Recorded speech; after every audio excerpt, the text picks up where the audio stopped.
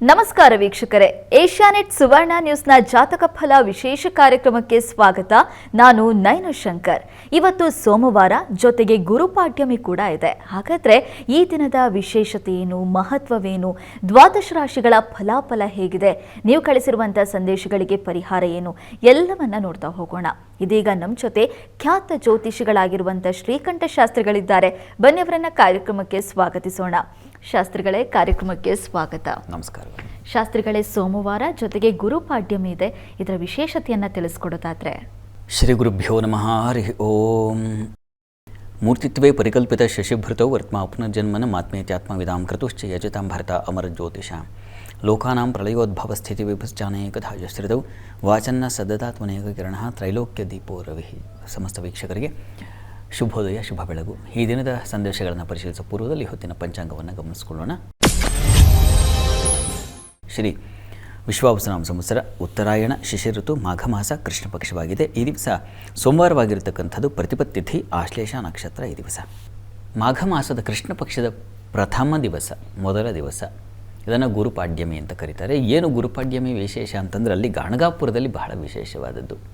ನಾವು ಗುರುಪೌರ್ಣಿಮೆಯಲ್ಲಿ ಹೇಗೆ ಗುರುವನ್ನು ಆಚರಿಸ್ತೀವೋ, ವ್ಯಾಸರನ್ನು ಪೂಜಿಸ್ತೀವೋ, ಆ ರೀತಿಯಲ್ಲಿ ಈ ಶ್ರೀಪಾದ ಶ್ರೀವಲ್ಲಭರು ಅವರ ಚರಿತ್ರೆಯನ್ನು ನಾವು ಹಿಂದೆ ಒಂದು ಸಲ ಮಾತನಾಡಿದ್ದಿದೆ.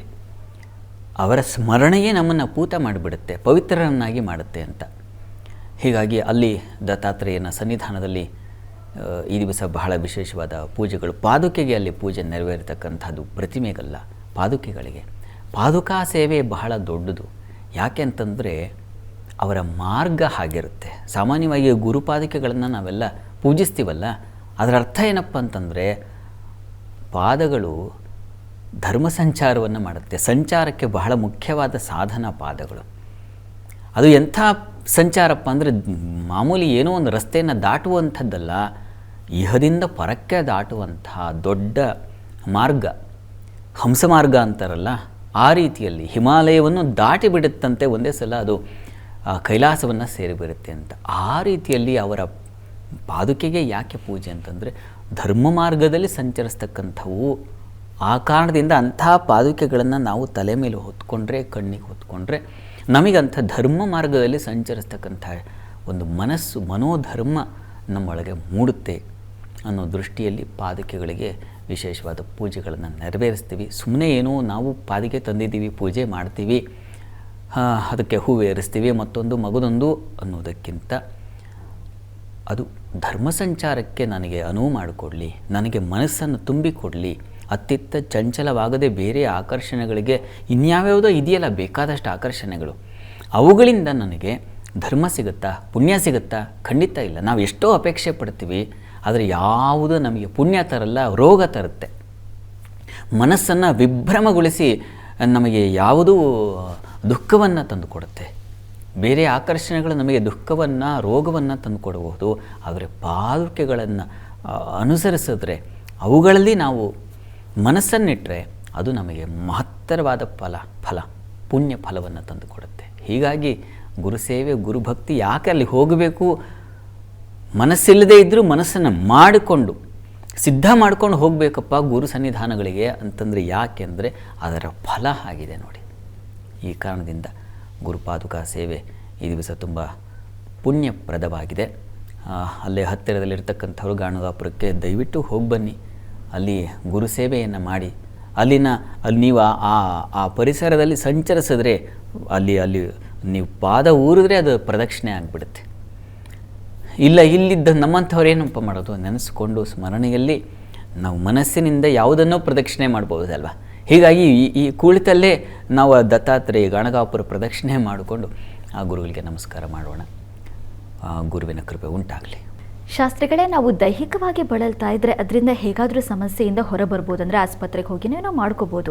ಆದರೆ ಮಾನಸಿಕವಾಗಿ ಬಳಲ್ತಾ ಇದ್ದರೆ, ಅದರಲ್ಲೂ ಕೆಟ್ಟ ಮನೋಧರ್ಮದಿಂದ ಬಳಲ್ತಾ ಇದ್ದರೆ, ಅದರಿಂದ ಪುಣ್ಯವನ್ನು ಸಂಪಾದಿಸಬೇಕು, ಒಳ್ಳೆಯ ಮನೋಧರ್ಮ ಸಿಗಬೇಕು ಅಂದರೆ ಆ ಗಾಣಗಪುರಕ್ಕೆ ಹೋಗಿ ಆ ಗುರುಪಾದುಕೆಯ ದರ್ಶನ ಮಾಡಿ ಅಲ್ಲಿ ಪೂಜೆಯನ್ನು ಸಲ್ಲಿಸೋದ್ರಿಂದ ಅದಕ್ಕೆ ಗುರುಬಲ ಬರುತ್ತೆ ಅನ್ನೋದನ್ನು ತಿಳಿಸ್ಕೊಟ್ಟಿದ್ದೀರಾ ಶಾಸ್ತ್ರಿಗಳೇ.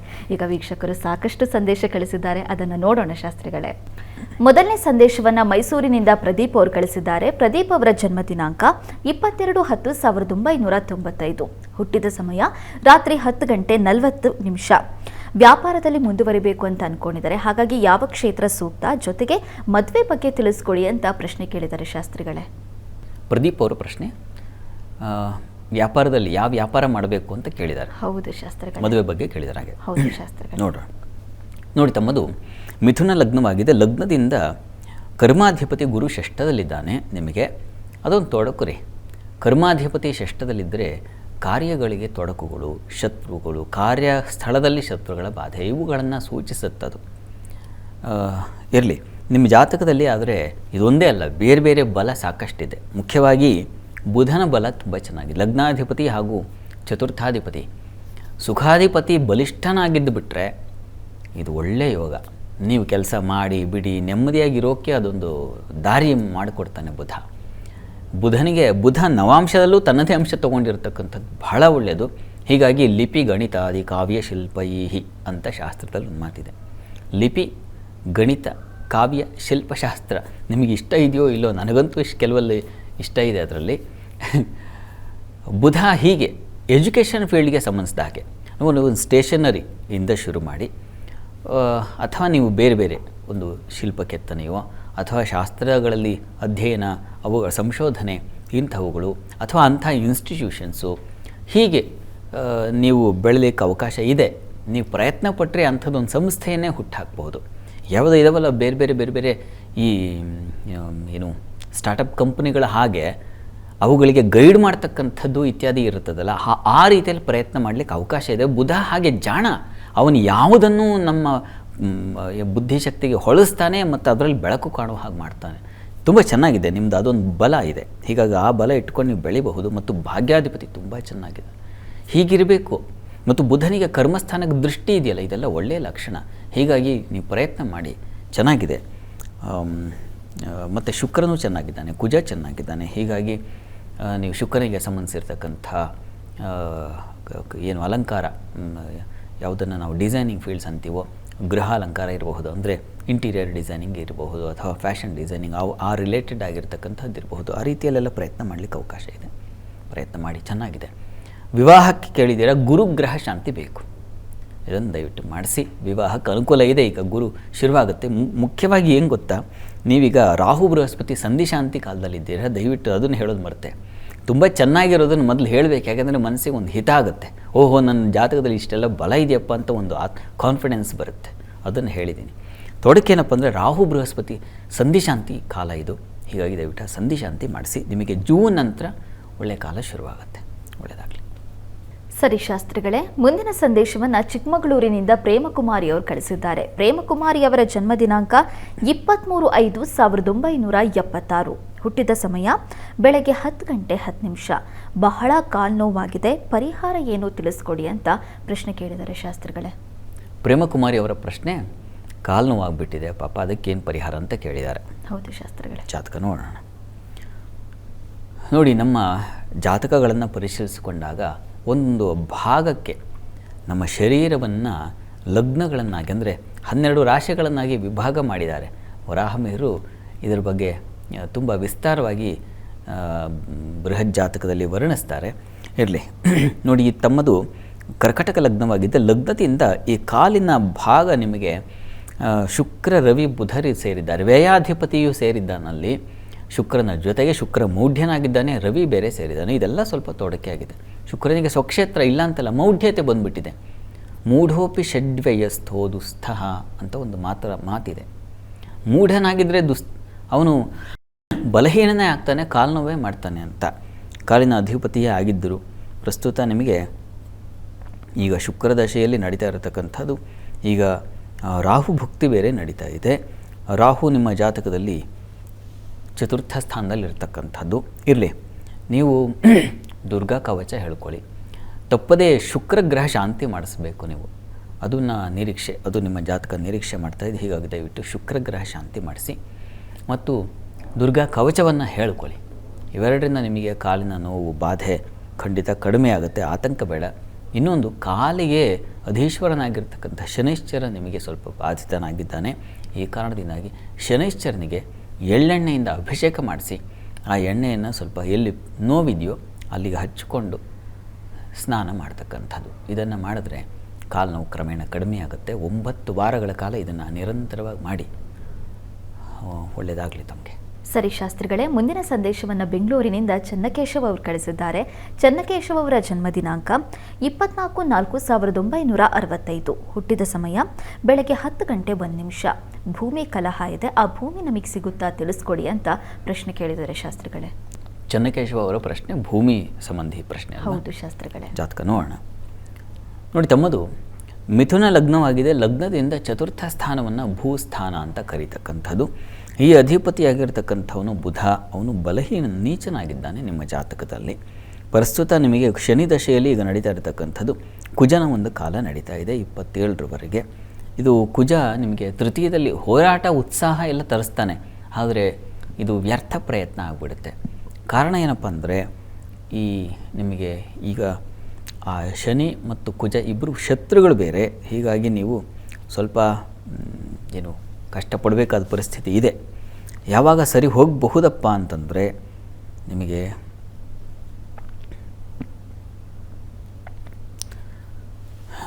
ಸ್ವಲ್ಪ ಕಾಲ ನಿಮಗೆ ಅನಾನುಕೂಲವಾಗಿದೆ. ನೋಡಿ, ಇದಕ್ಕೊಂದು ಪರಿಹಾರ ಮಾಡಬಹುದು ನೀವು. ಕಾಲ ಇರಲಿ, ಕಾಲ ದೂರವಾಗಿರಬಹುದು, ಹತ್ತಿರವಾಗಿರಬಹುದು, ಆದರೆ ಅನುಭವಕ್ಕೆ ಬರುವಾಗ ಭಗವಂತನ ಪ್ರೇರಣೆ ಕೃಪೆ ಬೇಕಾಗುತ್ತಲ್ಲ. ಹೀಗಾಗಿ ನೀವು ಭೂವರಾಹ ಶಾಂತಿ ಸಾಧ್ಯವಾದರೆ ಮಾಡಿಸಿ. ಅದರಿಂದ ನಿಮಗೆ ಏನು ಭೂಮಿಯ ಪ್ರಾಪ್ತಿ ಅದನ್ನು ಭಗವಂತ ನಿಮಗೆ ಕರುಣಿಸ್ತಾನೆ. ಯಾವಾಗ ನಮ್ಮ ಕೈಲಿ ಆಗಲ್ವೋ ಆಗ ಭಗವಂತನಿಗೆ ಕೈ ಜೋಡಿಸಬೇಕು, ಅವನಿಂದ ಸಹಾಯವಾಗ್ಬಿಡುತ್ತೆ. ಹೀಗಾಗಿ ಭೂವರಾಹ ಶಾಂತಿ ಸಾಧ್ಯವಾದರೆ ಮಾಡಿಸಿ, ಅಥವಾ ಭೂವರಾಹ ನಮ್ಮ ಮಂಡ್ಯ ಸಮೀಪದಲ್ಲಿದೆಯಲ್ಲ, ಹೋಗಿ ಬನ್ನಿ, ಒಳ್ಳೆಯದಾಗಲಿ. ಸರಿ ಶಾಸ್ತ್ರಿಗಳೇ, ಮುಂದಿನ ಸಂದೇಶವನ್ನು ಚಳ್ಳಕೆರೆಯಿಂದ ಶಿವಲಿಂಗಪ್ಪ ಅವರು ಕಳಿಸಿದ್ದಾರೆ. ಶಿವಲಿಂಗಪ್ಪ ಅವರ ಜನ್ಮ ದಿನಾಂಕ 2/6/1978. ಹುಟ್ಟಿದ ಸಮಯ ಬೆಳಗ್ಗೆ 6 ಗಂಟೆ 15 ನಿಮಿಷ. ಹಣಕಾಸಿನ ಸಮಸ್ಯೆ ಇದೆ, ಪರಿಹಾರ ಏನು ತಿಳಿಸ್ಕೊಡಿ ಅಂತ ಪ್ರಶ್ನೆ ಕೇಳಿದ್ದಾರೆ ಶಾಸ್ತ್ರಿಗಳೇ. ಶಿವಲಿಂಗಪ್ಪ ಅವ್ರ ಪ್ರಶ್ನೆ ಹಣಕಾಸಿನ ಸಮಸ್ಯೆ ಇದೆ ಅಂತಲ್ವಾ? ಹೌದು ಶಾಸ್ತ್ರಿಗಳೇ. ಜಾತಕ ನೋಡೋಣ. ನೋಡಿ, ತಮ್ಮ ಜಾತಕವನ್ನು ಪರಿಶೀಲಿಸಿದ್ರೆ ಇದು ವೃಷಭ ಲಗ್ನವಾಗಿದೆ. ಲಗ್ನದಿಂದ ದ್ವಿತೀಯದಲ್ಲಿ ಶುಕ್ರ ಗುರು ಇರ್ತಕ್ಕಂಥದ್ದು. ಆ ಧನಾಧಿಪತಿ ನಿಮ್ಮ ಲಗ್ನದಲ್ಲಿರ್ತಕ್ಕಂಥದ್ದು. ಲಗ್ನಾಧಿಪತಿ ಧನಸ್ಥಾನದಲ್ಲಿ, ಧನಾಧಿಪತಿ ಲಗ್ನಸ್ಥಾನದಲ್ಲಿ, ಪರಿವರ್ತನಾ ಯೋಗ ಅಂತ ಕರೀತಾರೆ ಇದನ್ನು. ಇಷ್ಟೇ ಅಲ್ಲ, ಲಾಭಾಧಿಪತಿ ಗುರುವು ಧನಸ್ಥಾನದಲ್ಲಿ ಇರೋದು. ಇದು ಒಳ್ಳೆಯ ಯೋಗ ಇವೆಲ್ಲ. ಪ್ರಸ್ತುತ ಕಾಲವನ್ನು ನೋಡೋಣ. ಈಗ ರಾಹು ದಶೆಯಲ್ಲಿ ತಮಗೆ ರಾಹು ಭುಕ್ತಿ ನಡೀತಾ ಇದೆ. ನೋಡಿಪ್ಪ, 2028 ಆಗಸ್ಟ್ ಅಲ್ಲಿವರೆಗೂ ಸ್ವಲ್ಪ ತೊಡಕನ್ನು ಸೂಚಿಸ್ತಾ ಇದೆ. ಆಮೇಲೆ ತುಂಬ ಚೆನ್ನಾಗಿದೆ. ನಿಮಗೆ ಹಣಕಾಸು ಬರುತ್ತಾ ಅಂತಿರಲ್ಲ, ಆಗ ಟೈಮ್ ಬರಬೇಕು. ಅದು ನಿಮಗೆ ಯಾವಾಗ ಅಂದರೆ ಆಗಸ್ಟ್ 2028. ಅಲ್ಲಿಂದ ತುಂಬ ಚೆನ್ನಾಗಿದೆ. ಮುಂದೆ ಅವಾಗ ಹಣ ಬರುತ್ತೆ. ನೀ ಏನು ಕಳ್ಕೊಂಡಿದ್ರು ಮತ್ತೊಂದೋ ಮಗದೊಂದೋ ಅದೆಲ್ಲವೂ ಬಂದು ಸೇರುತ್ತೆ. ಅಲ್ಲಿಯವರೆಗೆ ತಾಳ್ಮೆಯಿಂದ ಇದ್ಬಿಡಿ. ನಿಮಗೆ ತುಂಬ ಮನಸ್ಸು ಏನು ಅತಂತ್ರವಾಗ್ತಾ ಇದೆ ಅಂದರೆ ನಾಗ ಸನ್ನಿಧಾನಕ್ಕೆ ಹೋಗಿ ಒಂದು ಪೂಜೆ ಮಾಡಿಸಿ, ಅದರಿಂದ ನಿಮಗೆ ಸಹಾಯವಾಗುತ್ತೆ. ಒಳ್ಳೆಯದಾಗಲಿ. ಸರಿ ಶಾಸ್ತ್ರಿಗಳೇ, ಮುಂದಿನ ಸಂದೇಶವನ್ನು ಬೆಂಗಳೂರಿನಿಂದ ಸೋಮಶೇಖರ್ ಅವರು ಕಳಿಸಿದ್ದಾರೆ. ಸೋಮಶೇಖರ್ ಅವರ ಜನ್ಮ ದಿನಾಂಕ 22/7/1980. ಹುಟ್ಟಿದ ಸಮಯ ಬೆಳಗ್ಗೆ 8 ಗಂಟೆ. ಕೆಲಸ ಸಿಗ್ತಾ ಇಲ್ಲ, ಹಾಗಾಗಿ ಸ್ವಂತ ವ್ಯಾಪಾರ ಏನಾದರೂ ಮಾಡ್ಬೋದಾ, ಏನು ಮಾಡ್ಬೋದು ತಿಳಿಸ್ಕೊಡಿ ಅಂತ ಪ್ರಶ್ನೆ ಕೇಳಿದ್ದಾರೆ ಶಾಸ್ತ್ರಿಗಳೇ. ಸೋಮಶೇಖರ್ ಅವರ ಪ್ರಶ್ನೆ ವ್ಯಾಪಾರಕ್ಕೆ ಸಂಬಂಧಿಸಿದೆ ಅಲ್ವಾ? ಯಾವುದಾದ್ರು ವ್ಯಾಪಾರ ಮಾಡಬಹುದಾ ಅಂತ. ಹೌದು ಶಾಸ್ತ್ರಿಗಳೇ. ನೋಡೋಣ. ನೋಡಿ, ತಮ್ಮದು ಸಿಂಹ ಲಗ್ನವಾಗಿದೆ. ಲಗ್ನದಿಂದ ಕರ್ಮಸ್ಥಾನದಲ್ಲಿ ಶುಕ್ರನಿದ್ದಾನೆ, ಲಾಭಸ್ಥಾನದಲ್ಲಿ ಬುಧ ಇದ್ದಾನೆ. ತುಂಬ ಒಳ್ಳೆಯದಿದು. ಶುಕ್ರನಿಗೆ ಸಂಬಂಧಿಸಿದಾಗೆ ಅಂತಂದರೆ ನೋಡಿ, ನೀವು ಟ್ರಾನ್ಸ್ಪೋರ್ಟ್ ಮಾಡಬಹುದು, ಏನು ವಸ್ತ್ರಾಭರಣ, ವಸ್ತ್ರಾಲಂಕಾರ, ಹಾಲು ಹೈನು ಸಂಬಂಧಿಸಿದ ಹಾಗೆ, ಮತ್ತು ಈ ಅಲಂಕಾರ ಸಾಧನಗಳು, ಮೇಕಪ್ ಸೆಟ್ಟಿಂದ ಶುರು ಮಾಡಿ ರಂಗಕರ್ಮ ಸಜ್ಜುಗೊಳಿಸುವವರೆಗೆ, ಸೆಟ್ ಅಂತೀವಲ್ಲ, ಆರ್ಟಿಸ್ಟ್ ಅಂತೀವಲ್ಲ, ಅಂದರೆ ಸೆಟ್ ಡಿಸೈನಿಂಗ್ ಅಂತೀವಲ್ಲ, ಅಲ್ಲಿವರೆಗೆ ಯಾವುದು ಮಾಡಬಹುದು. ತುಂಬ ಚೆನ್ನಾಗಿದೆ, ಅದಕ್ಕೆ ಲಾಭ ಬರುತ್ತೆ. ವಿಶೇಷವಾಗಿ ಪ್ರಯತ್ನ ಮಾಡಿ. ಇಷ್ಟೆಲ್ಲ ಕ್ಷೇತ್ರಗಳಲ್ಲೂ ನಿಮ್ಮ ಮುಂದುವರಿಲಿಕ್ಕೆ ಅವಕಾಶ ಖಂಡಿತ ಇದೆ. ಚೆನ್ನಾಗಿದೆ. ಕರ್ಮಾಧಿಪತಿ ಕರ್ಮಸ್ಥಾನದಲ್ಲಿದ್ದರೆ ಅದನ್ನು ಮಾಲವೀಯ ಯೋಗ ಅಂತ ಕರೀತಾರೆ. ಹೀಗಾಗಿ ನೀವು ಈ ಕಲೆಗೆ ಸಂಬಂಧಿಸಿದ ಹಾಗೆ ಪ್ರಯತ್ನ ಪಟ್ಟರೆ ತುಂಬ ಸಂಪಾದನೆ ಆಗುತ್ತೆ. ಪ್ರಯತ್ನ ಮಾಡಿ, ಒಳ್ಳೆಯದಾಗಲಿ. ಇವತ್ತು 12 ರಾಶಿಗಳ ಫಲಾಫಲ ಹೇಗಿದೆ ನೋಡೋಣ ಶಾಸ್ತ್ರಿಗಳೇ. ಮೊದಲಿಗೆ ಮೇಷರಾಶಿಯಿಂದ ಕನ್ಯಾ ರಾಶಿವರೆಗಿನ ಈ ದಿನದ ಫಲಾಫಲ ತಿಳಿಸ್ಕೊಡೋದಾದರೆ, 12 ರಾಶಿಗಳ ಫಲಾಫಲ ತಿಳಿಯುವ ಮುನ್ನ ಈ ಹೊತ್ತಿನ ಗ್ರಹ ಸ್ಥಿತಿಯನ್ನು ಗಮನಿಸ್ಕೊಳ್ಳೋದಾದರೆ ಮಿಥುನ ರಾಶಿಯಲ್ಲಿ ಗುರುವನ್ನು ಕಾಣ್ತಾ ಇದ್ವಿ. ಚಂದ್ರ ಇರ್ತಕ್ಕಂಥದ್ದು ಕರ್ಕಟಕ ರಾಶಿಯಲ್ಲಿ, ಕೇತು ಇರ್ತಕ್ಕಂಥದ್ದು ಸಿಂಹ ರಾಶಿಯಲ್ಲಿ ಮಾಂದ್ಯವುದಿಯಾಗಿದೆ, ಅದು ಕನ್ಯಾ ರಾಶಿಯಲ್ಲಿ. ಇನ್ನು ಮಕರ ರಾಶಿಯಲ್ಲಿ ರವಿ, ಕುಜ, ಬುಧ ಹಾಗೂ ಶುಕ್ರರನ್ನು ಕಾಣ್ತಾ ಇದ್ದೀವಿ. ರಾಹು, ಶನೈಶ್ಚರ್ಯ ಯಥಾ ಪ್ರಕಾರ ಕುಂಭ ಮೀನಗಳಲ್ಲಿದ್ದಾರೆ. ಹೀಗಿರುವಾಗ 12 ರಾಶಿಗಳ ಫಲಾಫಲ ತಿಳಿತಾ ಹೋಗೋಣ. ಮೊದಲಿಗೆ ಮೇಷರಾಶಿ. ಮೇಷರಾಶಿಯವರಿಗೆ ದಿವಸ ಸಮೃದ್ಧಿಯ ದಿನ. ಸುಖ ಸಮೃದ್ಧಿ, ನೆಮ್ಮದಿ, ಪ್ರಯಾಣದಲ್ಲಿ ಸೌಖ್ಯ, ಸ್ನೇಹಿತರು ಬಂಧುಗಳ ಸಹಕಾರ, ನೀರಿನ ಸಮೃದ್ಧಿ. ಕೃಷಿಕರಿಗಂತೂ ನೀರು ಮತ್ತೊಂದು ಸಮಸ್ಯೆ ಅದಿಲ್ಲವೇ ಇಲ್ಲ, ತುಂಬ ಸಮೃದ್ಧವಾಗಿದೆ. ಹಾಲು ಹೈನುಗಾರರಿಗೆ ತುಂಬ ಚೆನ್ನಾಗಿದೆ. ಭೂ ವ್ಯವಹಾರಗಳಲ್ಲಿ ಹೆಚ್ಚಿನ ಲಾಭಗಳಿಕೆ. ಹೆಣ್ಮಕ್ಳೇನಾದ್ರು ರಿಯಲ್ ಎಸ್ಟೇಟು ಮತ್ತೊಂದು ಮಾಡ್ತಾ ಇದ್ದೀನಿ ಅಂತ ಏನೋ ಪ್ರಯತ್ನ ಮಾಡಬಹುದಾ ಅಂದರೆ ಈ ನೋಡಿ, ಈ ದಿವಸ ಅತ್ಯದ್ಭುತವಾದ ಲಾಭ, ಅತ್ಯಧಿಕ ಲಾಭ ಕಾಣ್ತೀರ. ಚೆನ್ನಾಗಿದೆ. ವಿಶ್ವಾಸ ಚೆನ್ನಾಗಿರುತ್ತದೆ. ಸಾಮರಸ್ಯ ಸ್ನೇಹಿತರ ಜೊತೆಗೆ ತುಂಬ ಚೆನ್ನಾಗಿದೆ ಈ ದಿವಸ. ಮತ್ತು ಸ್ವಲ್ಪ ಮಟ್ಟಿಗೆ ಆರೋಗ್ಯದಲ್ಲಿ ವ್ಯತ್ಯಾಸ ಆಗಬಹುದು, ಸ್ವಲ್ಪ ಹುಷಾರು. ಉಳಿದ ಹಾಗೆ ಕೆಲಸ ಕಾರ್ಯಗಳಲ್ಲಿ ಅನುಕೂಲ ಚೆನ್ನಾಗಿದೆ ಈ ದಿವಸ. ಧೈರ್ಯ, ಸಾಹಸ ಇದೂ ಇದೆ, ಚೆನ್ನಾಗಿದೆ ಈ ದಿವಸ. ಪ್ರಾರ್ಥನೆಗೆ ದಿವಸ ವಿಷ್ಣು ಸಹಸ್ರನಾಮ ಹೇಳ್ಕೊಳ್ಳಿ. ಇನ್ನು ವೃಷಭ ರಾಶಿ. ವೃಷಭ ರಾಶಿಯವರಿಗೆ ದಿವಸ ಮನೆಯಲ್ಲಿ ಕುಟುಂಬ ಸೌಖ್ಯ ತುಂಬ ಚೆನ್ನಾಗಿದೆ. ಸಹೋದರ ಸಹೋದರಿಯರು ಮತ್ತು ಸೇವಕರು, ಸಹಾಯಕರು ಇವರಿಂದ ಹೆಚ್ಚಿನ ಅನುಕೂಲ. ಧೈರ್ಯ, ಹೆಣ್ಣುಮಕ್ಕಳಿಗೆ ಸಾಹಸ ಕಾರ್ಯಗಳು, ಕಠಿಣ ಕಾರ್ಯಗಳಲ್ಲಿ ಜಯ, ಇದೆಲ್ಲ ಚೆನ್ನಾಗಿದೆ ಈ ದಿವಸ. ಕೆಲಸ ಕಾರ್ಯಗಳು ಅಷ್ಟೇ, ವೃತ್ತಿಯಲ್ಲಿ ಹೆಚ್ಚಿನ ಅನುಕೂಲ. ಹೀಗೆ ಹಲವು ಬಗೆಯ ಸಹಾಯ ಸೌಕರ್ಯಗಳು ಚೆನ್ನಾಗಿದೆ ಈ ದಿವಸ. ಈ ದಿವಸ ಈ ಪಂಚಮ ಸ್ಥಾನದಲ್ಲಿ ಮಾಂದಿ ಇದ್ದರೆ ಸ್ವಲ್ಪ ಬುದ್ಧಿ ಭ್ರಮಣೆಯಾಗುತ್ತೆ. ಎಲ್ಲ ಗೊತ್ತು, ಏನೋ ಒಂದು ಅಹಂಕಾರವೋ ಮತ್ತೊಂದೋ ಮಗದೊಂದೋ ಬಂದು ಸೇರ್ಕೊಂಡ್ಬಿಡುತ್ತೆ. ಹೀಗಾಗಿ ಸ್ವಲ್ಪ ಚೆನ್ನಾಗಿ ಗೊತ್ತಿದ್ದರೂ ಇನ್ನೊಂದು ಸಲ ಪರಿಶೀಲಿಸಿಕೊಳ್ಳೋದು ಒಳ್ಳೆಯದು. ಇದು ದೊಡ್ಡವರ ಲಕ್ಷಣ. ಹೀಗಾಗಿ ಈ ದಿವಸ ನೀವು ಕೂಡ ವಿಷ್ಣು ಸಹಸ್ರನಾಮ ಹೇಳ್ಕೊಳ್ಳಿ, ಅನುಕೂಲ ಆಗುತ್ತೆ. ಇನ್ನು ಮಿಥುನ ರಾಶಿ. ಮಿಥುನ ರಾಶಿಯವರಿಗೆ ದಿವಸ ಸುಗ್ರಾಸ ಭೋಜನ, ಇಷ್ಟ ಭೋಜನ ಅಂತ ಕರೀತಾರೆ ಅದನ್ನು. ಹಾಗೆ ಯಾವುದು ರಸಪೂರಿತವಾದ ಷಡ್ರಸೋಪೇತವಾದ ಅಂತೀವಲ್ಲ, ಆ ರೀತಿಯಲ್ಲಿ ತುಂಬ ಚೆನ್ನಾಗಿದೆ. ಕುಟುಂಬದ ಸೌಖ್ಯ ಚೆನ್ನಾಗಿರ್ತದೆ ಈ ದಿವಸ. ವಿದ್ಯಾರ್ಥಿಗಳಿಗೆ ಅನುಕೂಲಕರವಾಗಿದೆ ಈ ದಿವಸ. ಹೆಣ್ಮಕ್ಕಳಿಗೆ ಕುಟುಂಬದಲ್ಲಿ ಬಲ, ನಿಮ್ಮ ಮಾತಿಗೆ ಗೌರವ, ಸ್ತ್ರೀಯರಿಗೆ ತುಂಬ ಚೆನ್ನಾಗಿದೆ ಈ ದಿವಸ. ಕೆಲಸ ಕಾರ್ಯಗಳಲ್ಲಿ ಹೆಚ್ಚಿನ ಅನುಕೂಲ ಕಾಣ್ತಕ್ಕಂಥ ಸಾಧ್ಯತೆ. ಮತ್ತು ಈ ದಿವಸ ನಿಮಗೆ ಪ್ರಯಾಣದಲ್ಲಿ ತೊಂದರೆ ಇದೆ, ಹುಷಾರಾಗಿರಬೇಕು. ಮತ್ತು ಕೃಷಿ ಚಟುವಟಿಕೆಗಳು, ಕೃಷಿ ಭೂಮಿ ಇಂಥ ಕಡೆ ಸ್ವಲ್ಪ ತೊಡಕನ್ನು ಸೂಚಿಸ್ತಾ ಇದೆ. ವಿಷಜಂತುಗಳ ಭಯ, ಮತ್ತೊಂದು ಭೂ ವ್ಯವಹಾರಗಳಲ್ಲಿ ತೊಡಕುಗಳು, ಇದನ್ನೆಲ್ಲ ಸೂಚಿಸ್ತಾ ಇದೆ. ಹೀಗಾಗಿ ಭೂ ಸಂಬಂಧಿ ಸ್ವಲ್ಪ ಜಾಗ್ರತೆ ವಹಿಸಬೇಕು ಈ ದಿವಸ. ಭೂವರಾಹ ಪ್ರಾರ್ಥನೆ ಮಾಡಿ, ಭೂವರಾಹ ಸ್ವಾಮಿ ಸ್ಮರಿಸ್ಕೊಳ್ಳಿ. ಕರ್ಕಟಕ ರಾಶಿಯವರಿಗೆ ದಿವಸ ಆತ್ಮಬಲ, ಧೈರ್ಯ, ಸಾಹಸ ಇದು ಚೆನ್ನಾಗಿದೆ. ಆರೋಗ್ಯದಲ್ಲಿ ಚೇತರಿಕೆ ಉಂಟಾಗ್ತಕ್ಕಂಥದ್ದು. ಮತ್ತು ಈ ದಿವಸ ಇಲ್ಲಿ ವೃತ್ತಿ ಸ್ಥಳದಲ್ಲಿ ತುಂಬ ಚೆನ್ನಾಗಿದೆ. ಅಧಿಕಾರ, ವ್ಯಾಪಾರಿಗಳಿಗೆ ಹೆಚ್ಚಿನ ಅನುಕೂಲ, ಇದೆಲ್ಲ ತುಂಬ ಚೆನ್ನಾಗಿದೆ ಈ ದಿವಸ. ನಿಮಗೆ ಭಯದ ವಾತಾವರಣ ಸೂಚಿಸ್ತಾ ಇದೆ. ಹೀಗಾಗಿ ಈ ಭಯ ನಿವಾರಣೆಗೆ ನರಸಿಂಹ ಪ್ರಾರ್ಥನೆ ಮಾಡಿ. ಇನ್ನು ಸಿಂಹರಾಶಿ. ಸಿಂಹರಾಶಿಯವರಿಗೆ ದಿವಸ ಕೆಲಸ ಕಾರ್ಯಗಳಲ್ಲಿ ಹೆಚ್ಚಿನ ಅನುಕೂಲ.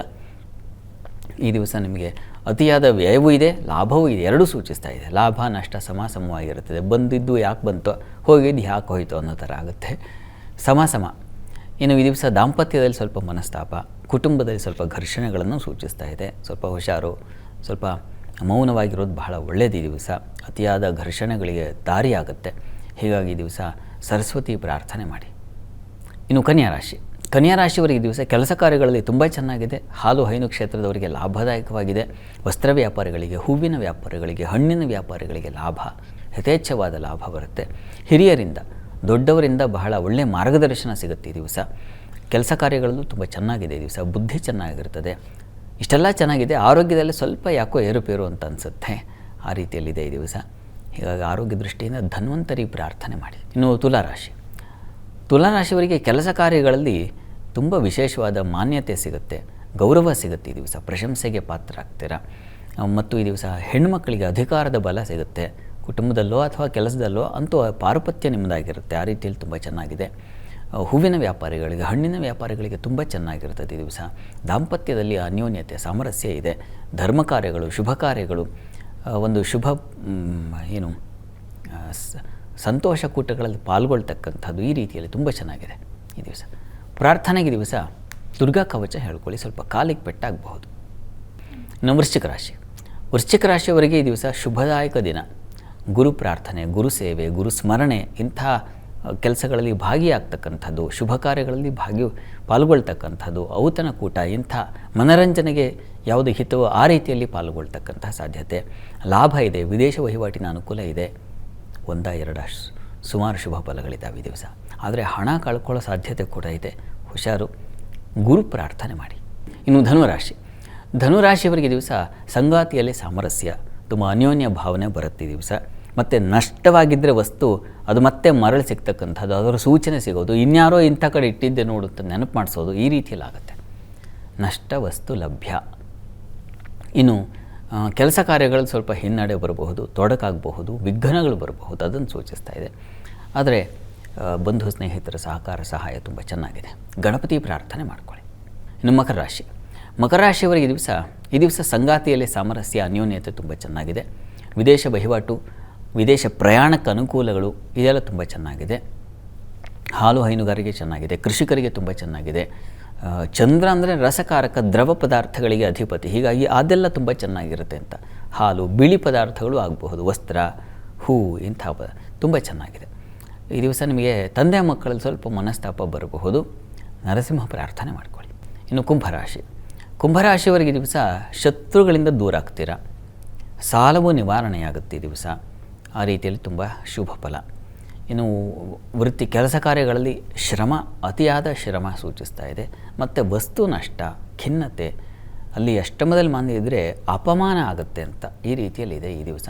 ಎಚ್ಚರ ವಹಿಸಿ, ಚರ್ಚೆಗಳಲ್ಲಿ ಭಾಗಿಯಾಗಬೇಡಿ. ಈ ದಿವಸ ವಿಷ್ಣು ಸಹಸ್ರನಾಮ ಹೇಳ್ಕೊಳ್ಳಿ. ಇನ್ನು ಮೀನರಾಶಿಯವರಿಗೆ ಕೆಲಸ ಕಾರ್ಯಗಳಲ್ಲಿ ಹೆಚ್ಚಿನ ಅನುಕೂಲ, ಸ್ನೇಹಿತರ ಬಂಧುಗಳ ಸಹಕಾರ, ಮಕ್ಕಳಿಂದ ಈ ದಿವಸ ಮನಸ್ಸಿಗೆ ಸಮಾಧಾನ, ಹಿತ ವಾತಾವರಣ. ಸ್ತ್ರೀಯರಿಗೆ ಬುದ್ಧಿಬಲ ಚೆನ್ನಾಗಿದೆ. ದಾಂಪತ್ಯದಲ್ಲಿ ಮನಸ್ತಾಪ ಇದೆ. ಈ ಕಾರಣದಿಂದಾಗಿ ಲಕ್ಷ್ಮೀನಾರಾಯಣರ ಸನ್ನಿಧಾನದಲ್ಲಿ ವಿಶೇಷ ಪೂಜೆ ಮಾಡಿಸಿ. ಈ ದಿವಸ 12 ರಾಶಿಗಳವರು, ರಾಶಿ ಗೊತ್ತಿಲ್ಲ ಅಂತಕ್ಕಂಥವ್ರು ಹೇಳಬಹುದಾದ ಮಂತ್ರ ಗಮನಿಸಿ. ಓಂ ಕೌಸಲ್ಯಾನಂದನಾಯ ನಮಃ. ಈ ಮಂತ್ರ ಹೇಳ್ಕೊಳ್ಳಿ, ಮನಸ್ಸಿಗೆ ಸಮಾಧಾನ ಸಿಗುತ್ತೆ. ಶಾಸ್ತ್ರಿಗಳೇ, ಈ ದಿನದ ವಿಶೇಷತೆ, ದ್ವಾದಶ ರಾಶಿಗಳ ಫಲಾಫಲ, ವೀಕ್ಷಕರ ಸಂದೇಶಗಳಿಗೆ ಪರಿಹಾರ ತಿಳಿಸ್ಕೊಟ್ಟಿದ್ದೀರಾ. ಧನ್ಯವಾದಗಳು ಶಾಸ್ತ್ರಿಗಳೇ. ಸರ್ವೇ ಜನಾಃ ಸುಖಿನೋ ಭವಂತು, ಸಮಸ್ತ ಸನ್ಮಂಗಳಾನಿ ಭವಂತು. ಎಲ್ಲರಿಗೂ ಶುಭವಾಗಲಿ. ವೀಕ್ಷಕರೇ, ಇದಾಗಿತ್ತು ಇವತ್ತಿನ ಜಾತಕ ಫಲ ವಿಶೇಷ ಕಾರ್ಯಕ್ರಮ. ನೇರ ದಿಟ್ಟ ನಿರಂತರ ಸುದ್ದಿಗಾಗಿ ನೋಡ್ತಾ ಇರಿ ಏಷ್ಯಾನೆಟ್ ಸುವರ್ಣ ನ್ಯೂಸ್.